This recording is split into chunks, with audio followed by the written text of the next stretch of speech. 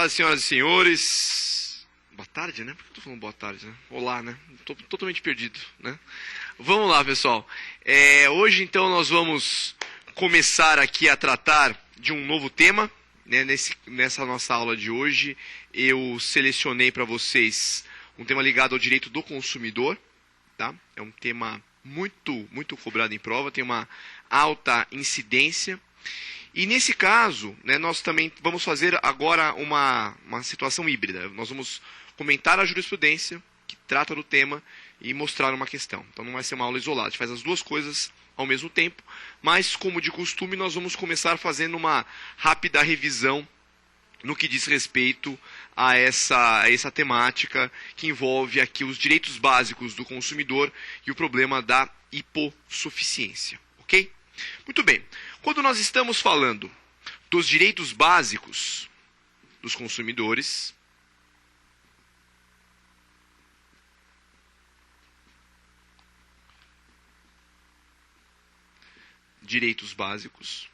nós vamos aplicar essa regrinha, uma regrinha específica do artigo 6º e do artigo 7º, tá? 6º e 7º, obviamente, do CDC.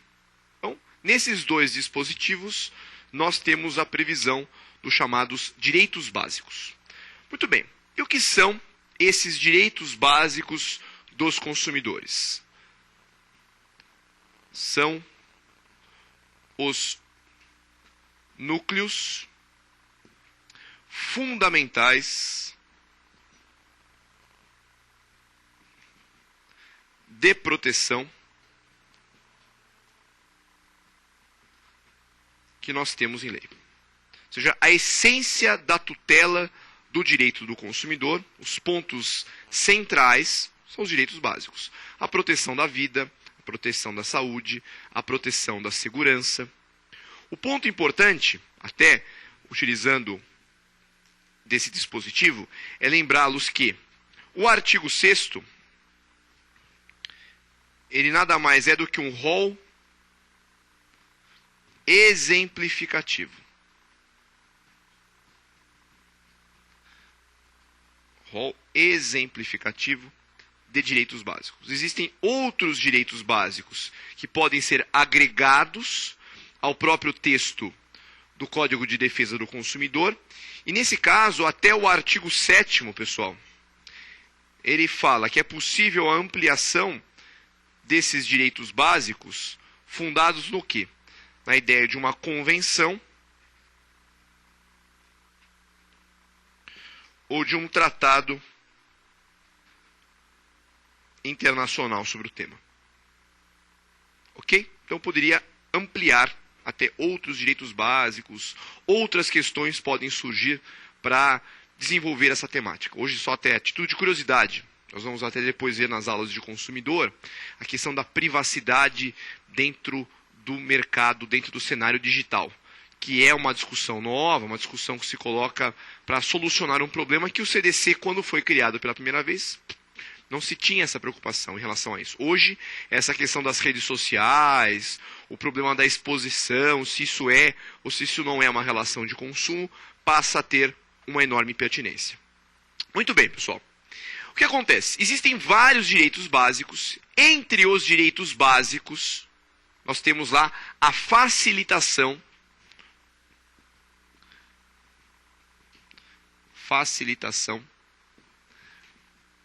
da defesa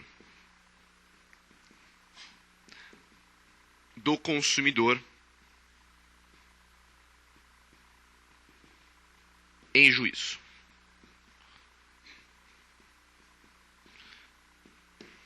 Ok? Então, como é uma norma de proteção, o consumidor que estiver litigando contra o fornecedor acaba sempre tendo uma facilitação. E esta facilitação da defesa, ela pode ocorrer em razão da inversão do ônus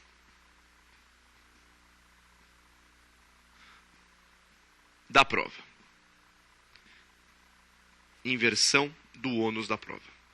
Então, é um dos mecanismos de facilitação da defesa. Ao lado da inversão do ônus da prova, existem outros mecanismos? Existe.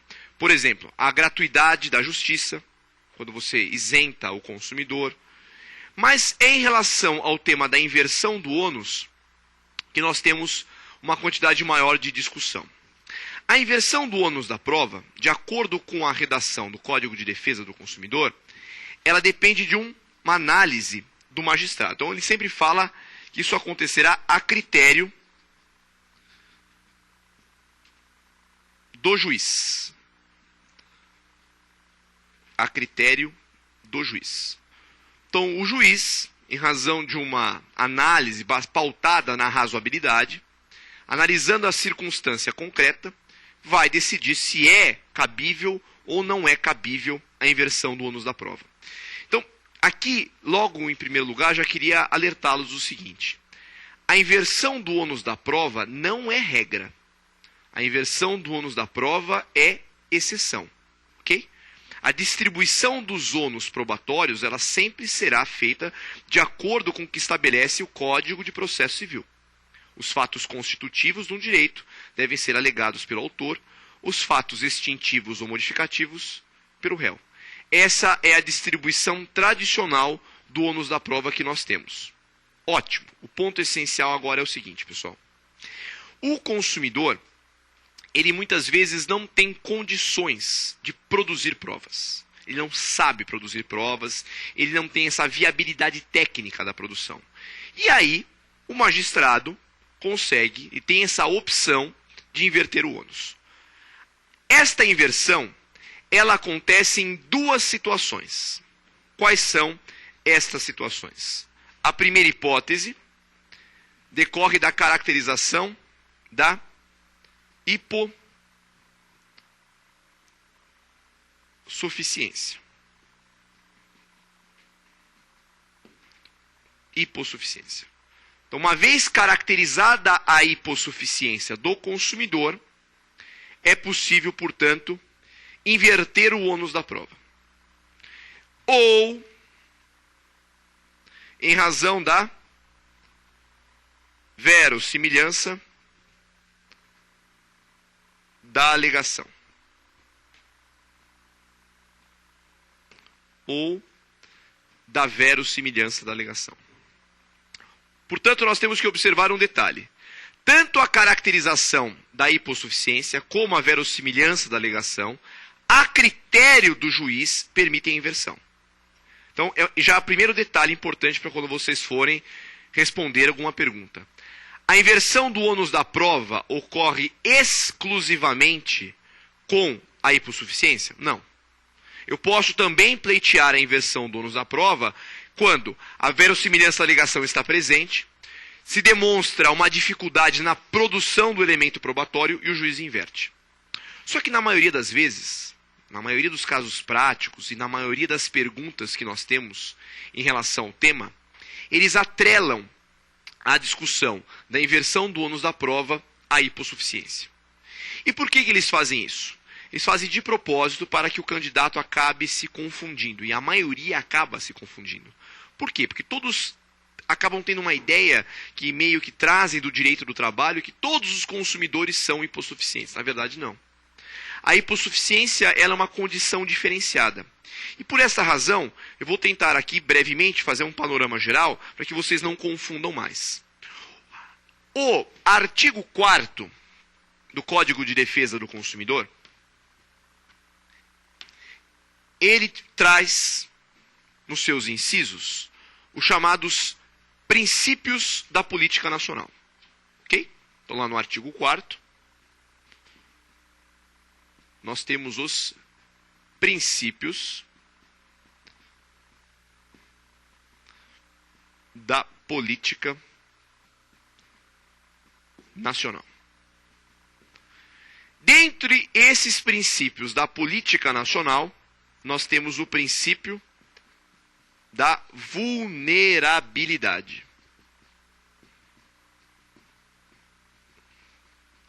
A vulnerabilidade é uma presunção.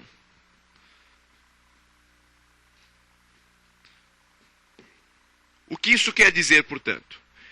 todos os consumidores, aí sim, sem exceção, serão tratados como vulneráveis. Então, ao interpretar uma relação de consumo, nós sempre vamos interpretar baseado na vulnerabilidade, presumir esta vulnerabilidade. E a vulnerabilidade acaba se manifestando de diferentes maneiras. Existe vulnerabilidade técnica, existe vulnerabilidade socioeconômica, vulnerabilidade financeira. Todos os consumidores são. Aliás, até a doutrina desenvolve uma nova categoria, que é da chamada hipervulnerabilidade. Hipervulnerabilidade. Uma categoria doutrinária. Doutrina, também na jurisprudência.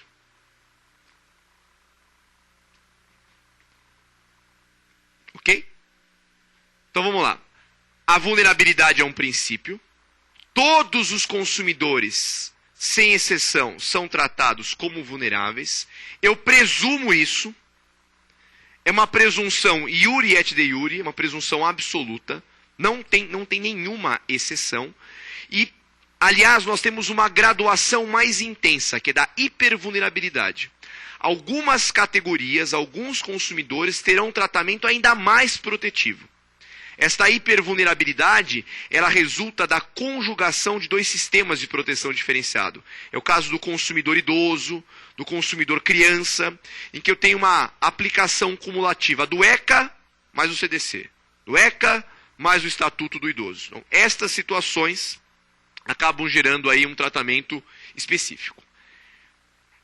Na maioria das vezes, uma pergunta surge misturando a vulnerabilidade com a hipossuficiência. E aí está o detalhe.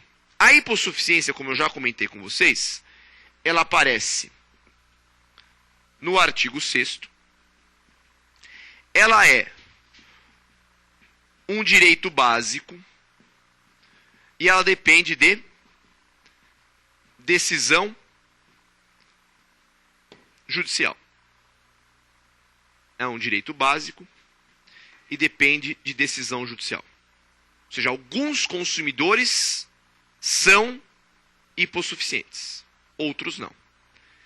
O ponto essencial é justamente esse, pessoal. Nós somente vamos falar em hipossuficiência quando estivermos imaginando que situação específica? Quando nós estivermos imaginando um consumidor em litígio.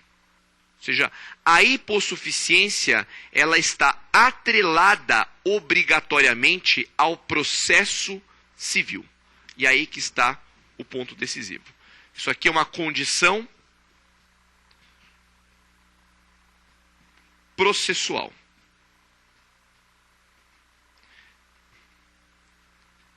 É uma condição processual. E esta condição processual, ela está relacionada basicamente a uma análise feita pelo magistrado. Ok? Então, já a primeira coisa, se você está vendo uma pergunta e ele não está colocando o problema como dentro do processo, esqueça, não tem hipossuficiência na discussão. Tudo bem? O problema qual é, pessoal? Como a hipossuficiência ela depende de uma decisão judicial, o magistrado precisa estabelecer alguns critérios, alguns parâmetros, para que ele configurar ou não essa história toda. E aí nós temos um enorme problema. A configuração da hipossuficiência não é a mais pacífica. Existem divergências. E basicamente existem dois critérios. Então vamos lá, como é que se dá a configuração da hipossuficiência?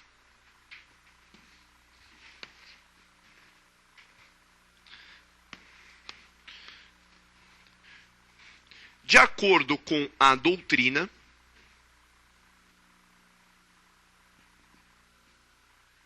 e com a jurisprudência,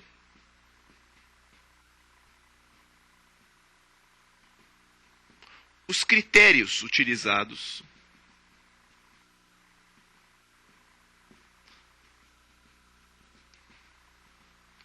são basicamente dois. Condição socioeconômica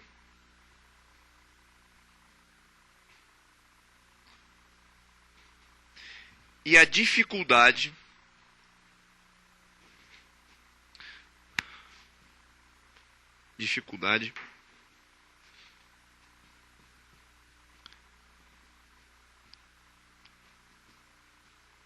na produção técnica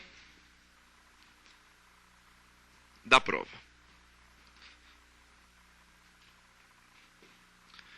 Dificuldade na produção técnica da prova. Basicamente, a gente leva esses dois elementos em consideração. Ok? Então, o primeiro passo é justamente interpretar essa orientação. Isso é polêmico, tá, pessoal? E como isso é muito polêmico, para um concurso público, todos ficam com dúvida. O que eu falo, o que eu faço? A resposta é, você faz o que o STJ fala. Na dúvida, você sempre segue a orientação do STJ, que são as orientações que vão se consolidando ao longo do tempo nos informativos. Então nós vamos aqui olhar, em primeiro lugar, o informativo 489. Informativo também recente, né, de um julgado do final de 2011. Joga pra gente lá, Tom. Então vamos lá. 489, o que ele fala? STJ, saque conta bancária, não autorizado, ônus da prova, inversão, responsabilidade objetiva e instituição financeira. O acórdão se resume a falar o seguinte: a turma negou o provimento ao apelo especial sob o fundamento de que, na espécie, em ação que versa sobre a realização de saques não autorizados em conta bancária, é imperiosa a inversão do ônus da prova em favor do consumidor. Entendeu ainda que a responsabilidade objetiva da instituição financeira, ora recorrente, não foi ilidida por qualquer das hipóteses previstas no parágrafo 3º do artigo 14. Só a título de curiosidade, depois nós vamos investigar isso daí. O parágrafo 3º do artigo 14 ele traz as regras excludentes de responsabilidade civil. Ok? Bom, a relatora observou inicialmente que o artigo 6º do CDC, com vistas a garantir o pleno exercício do direito de defesa do consumidor, autoriza a inversão do ônus da prova quando sua alegação for verossímil, é a primeira hipótese, ou quando da sua hipossuficiência. Então, ele deixa bem claro, é uma coisa ou outra. Ele continua. Registrou, ademais, que esta hipossuficiência deve ser analisada não apenas sob o prisma econômico e social, que é a primeira ideia em torno da hipossuficiência, associar a ideia de hipossuficiência à carência financeira. Mas ela completa, quanto ao aspecto de produção de prova técnica. Ou seja, de acordo com a ministra Nancy Andrighi, a hipossuficiência ela pode estar atrelada a duas ideias distintas. De um lado, eu diria a hipossuficiência financeira, a carência financeira que faz com que o consumidor naturalmente tenha uma dificuldade de se defender. Ao lado disso, a dificuldade da prova técnica. E ela termina dizendo o seguinte: desta forma, considerando as próprias regras ordinárias de experiências mencionadas no CDC, conclui que a chamada hipossuficiência técnica do consumidor em caso dificilmente pode ser afastada. Ou seja, o consumidor tem uma dificuldade enorme de demonstrar em juízo que ocorreu o saque, que não foi ele que sacou. Ou seja, essa prova eletrônica é impossível de ser feita e caberia à instituição financeira provar que o saque não foi indevido. Pois bem, a única questão que nós ficamos, ou que fica no ar, pessoal, em relação à hipossuficiência, é uma. Esses dois critérios aqui, ó, a condição socioeconômica e a dificuldade na prova técnica, são requisitos cumulativos ou são requisitos que podem ser analisados de forma distinta? Pela leitura das decisões mais modernas, a gente tem percebido o seguinte: não é necessária acumulação. Você pode ter um aspecto ou outro. Normalmente, quando tem os dois elementos autorizam, né, obrigatoriamente. Mas, lembrando os senhores e as senhoras, dentro desses dois elementos, dentro desses dois critérios, o que ganha força é esse aqui, ó. a dificuldade probatória, tá? Em detrimento da condição socioeconômica. Perfeito? Então vamos anotar o seguinte, pessoal. Os critérios de configuração, da hipossuficiência desenvolvidos pela jurisprudência não exigem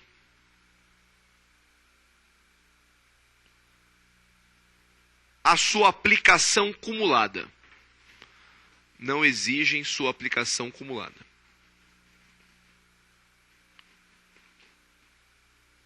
Ponto.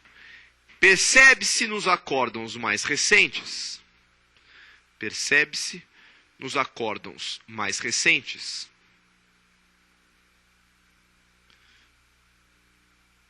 Que a hipossuficiência deve sempre estar atrelada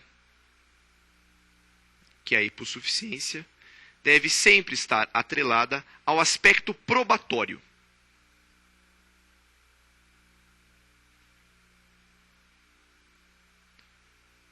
Ok?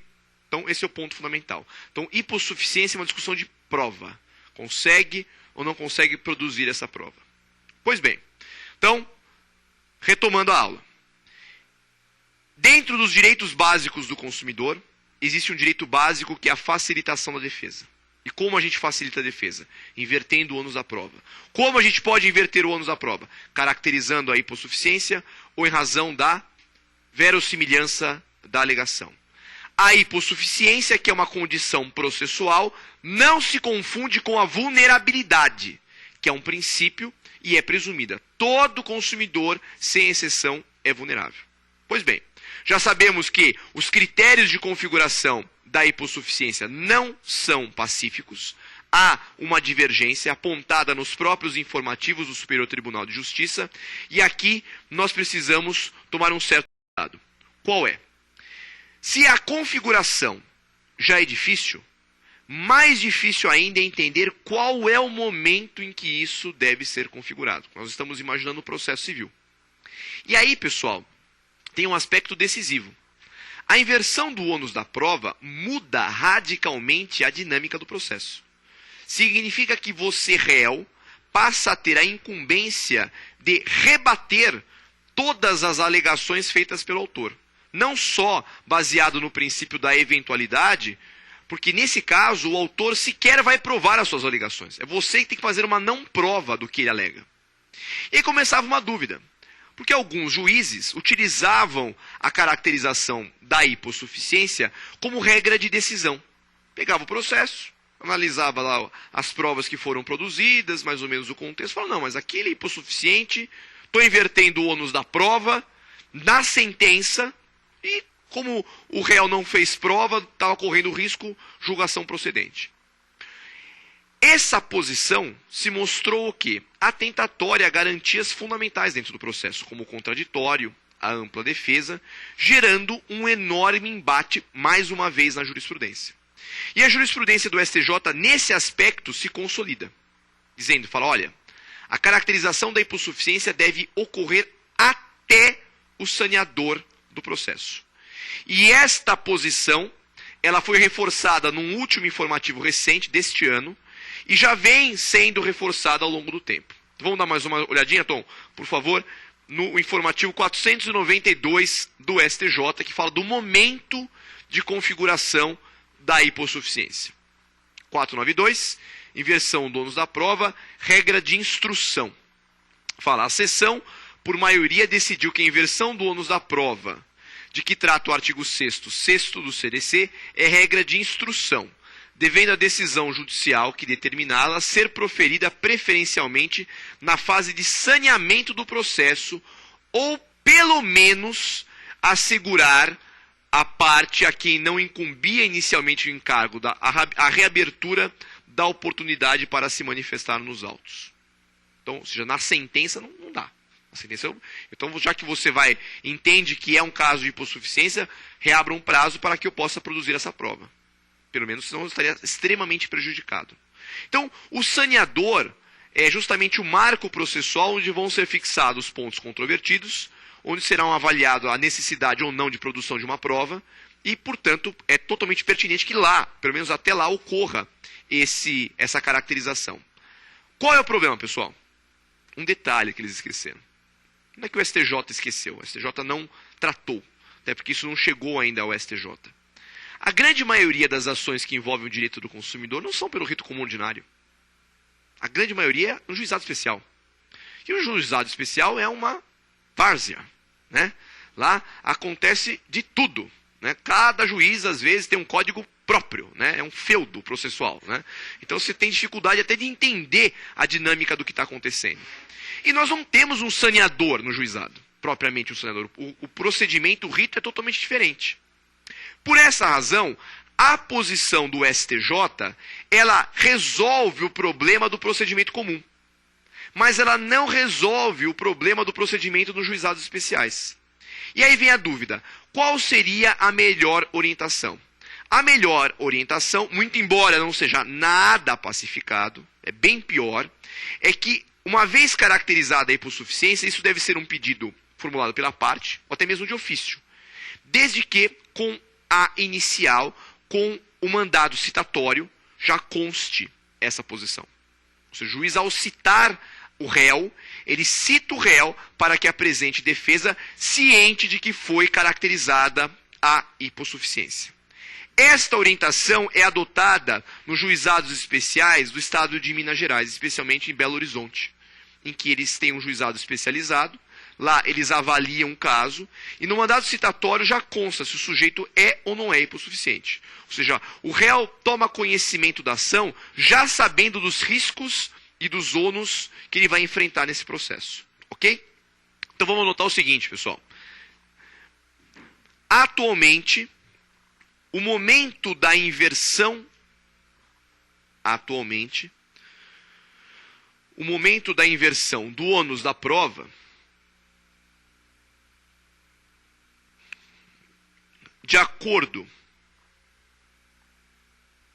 com o STJ, deve ocorrer preferencialmente na fase do saneamento do processo. Deve ocorrer preferencialmente na fase do saneamento do processo. Ponto. Contudo, as decisões proferidas pelo STJ não resolvem o problema da inversão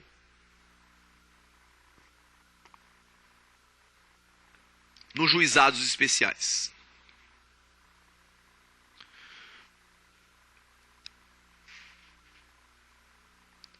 Juizados especiais. Ponto. A melhor posição doutrinária afirma que esta inversão deve garantir ao réu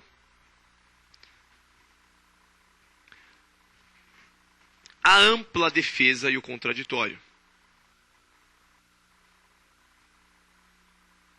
Ponto. Assim, ao despachar a inicial,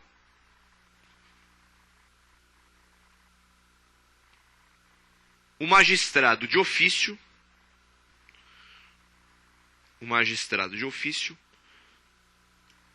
ou a requerimento da parte, o magistrado de ofício, ou a requerimento da parte, pode configurar esta condição.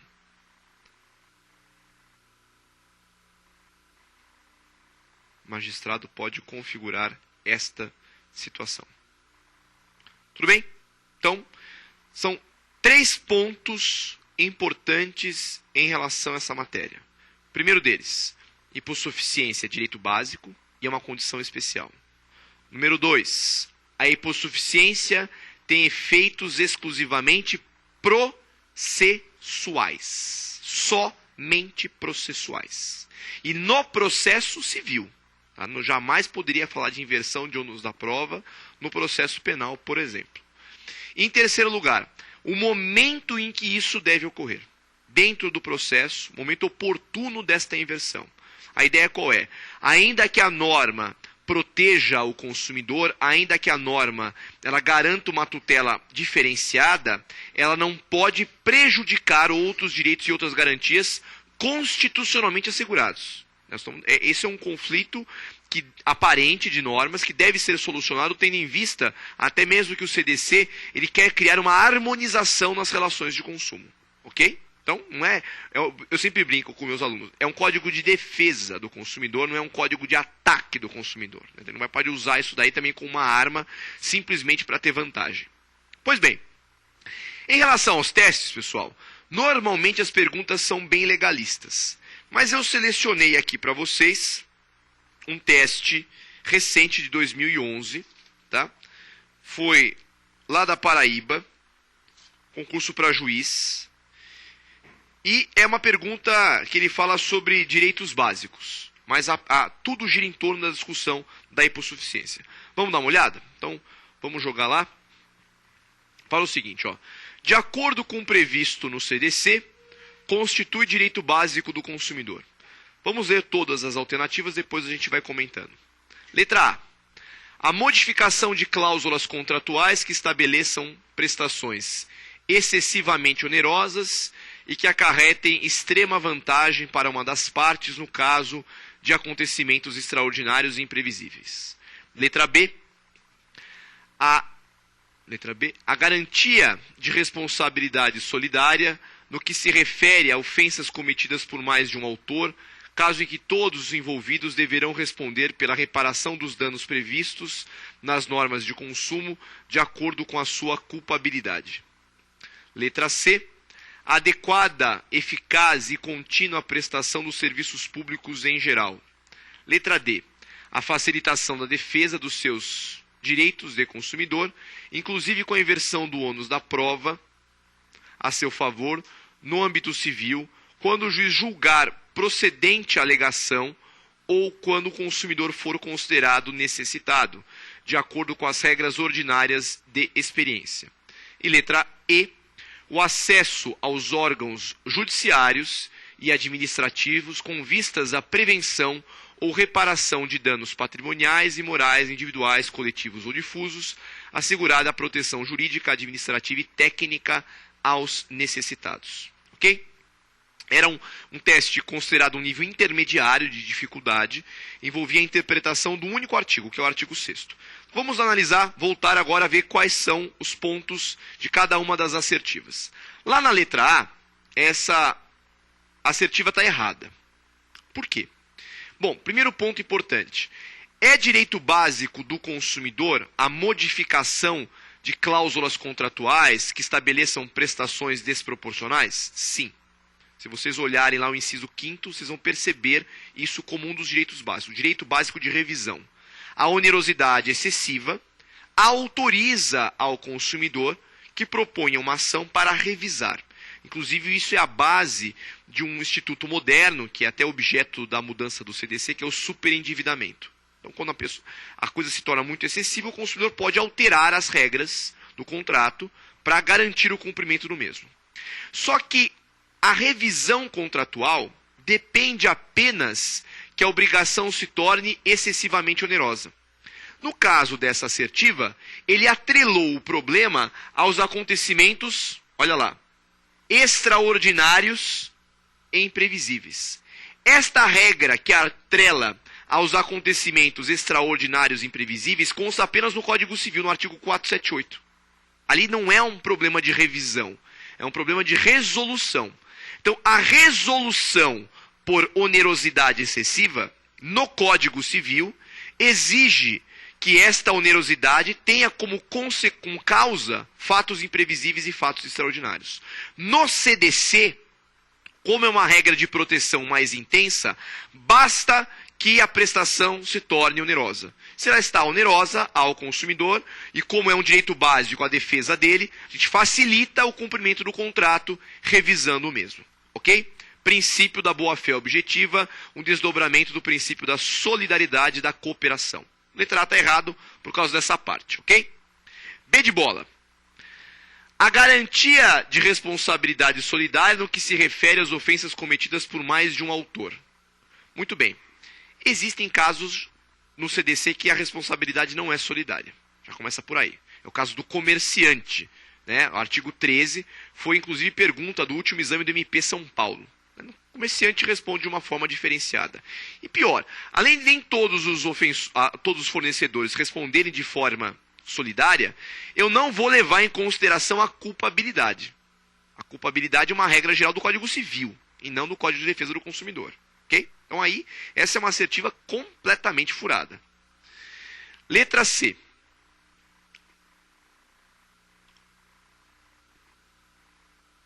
Vamos lá. Letra C. Adequada, eficaz e contínua prestação dos serviços públicos em geral. Na verdade, não. Os serviços públicos, eles serão prestados de forma contínua apenas quando forem serviços públicos essenciais. Os serviços públicos essenciais assim são tratados. Aliás, existe uma enorme polêmica, até mesmo em relação a esse tema de serviço público, que é esta questão da continuidade. Se você pode ou se você não pode interromper o abastecimento de água, de luz, que são considerados serviços públicos essenciais, e nesse caso aí, portanto, se é lícita ou não é lícita a conduta. A continuidade dos serviços públicos essenciais é uma garantia da coletividade e não do consumidor individualmente. Portanto, se ele não cumpre, se ele está inadimplente, o corte, né, a interrupção é lícita, de acordo com o STJ. Muito bem. E aí vem a pegadinha. Todo mundo foi seco nessa resposta. A facilitação da defesa dos seus direitos do consumidor, inclusive com a inversão do ônus da prova a seu favor, no âmbito civil, quando o juiz julgar procedente a alegação ou quando o consumidor for considerado necessitado de acordo com as regras ordinárias de experiência. Essa assertiva está errada. E essa assertiva está errada e ela está errada através de uma forma perigosa. É uma prova tipicamente jurisprudencial, sutilmente jurisprudencial. O que ele fala aqui? No âmbito civil, quando o juiz julgar procedente a alegação. Não. Isso não é regra de decisão. Não é regra que autoriza ele sentenciar. Ele não pode sentenciar julgando a hipossuficiência. É uma regra de instrução. Então, antes de julgar, ele caracteriza a hipossuficiência e aí sim, após a caracterização, permite à parte contrária produzir a prova e se ele produzir a prova, e nesse caso ele não se convencer da prova produzida, aí tudo bem, ele pode julgar. Mas ele não pode, no momento da sentença, no momento fazer essa avaliação. Ou seja, eles cobraram de vocês, recentemente, um concurso estadual, a posição atual do STJ em relação à inversão. A resposta correta, na verdade, é a letra E. O acesso aos órgãos judiciários e administrativos com vistas à prevenção e reparação de danos patrimoniais, morais, individuais, coletivos e difusos, assegurada a proteção jurídica, administrativa e técnica aos necessitados, inclusive com a inversão do ônus da prova. Tá? Ele usou aí uma regra geral, né, uma expressão geral de defesa. Tudo bem, pessoal? Alerto para vocês o seguinte, para a gente encerrar a aula. Esse tema da hipossuficiência cai o tempo todo. O tempo todo eles cobram hipossuficiência do candidato, justamente porque o candidato sempre tem 3 dúvidas. Ele mistura com a vulnerabilidade, que é um conceito que não tem nada a ver, é um princípio. Número 2, ele mistura a aplicação. A aplicação é exclusivamente processual e a maioria desconhece a orientação jurisprudencial atual sobre o momento em que esta inversão deve ser feita, o momento dessa caracterização, que de acordo com o STJ é preferencialmente na fase de instrução ou, se ele fizer depois, ele tem que abrir a parte, a oportunidade para produzir essa prova específica. Até aqui tudo bem? Gente, eu agradeço muito a atenção de vocês. Até uma próxima oportunidade. Tchau, tchau.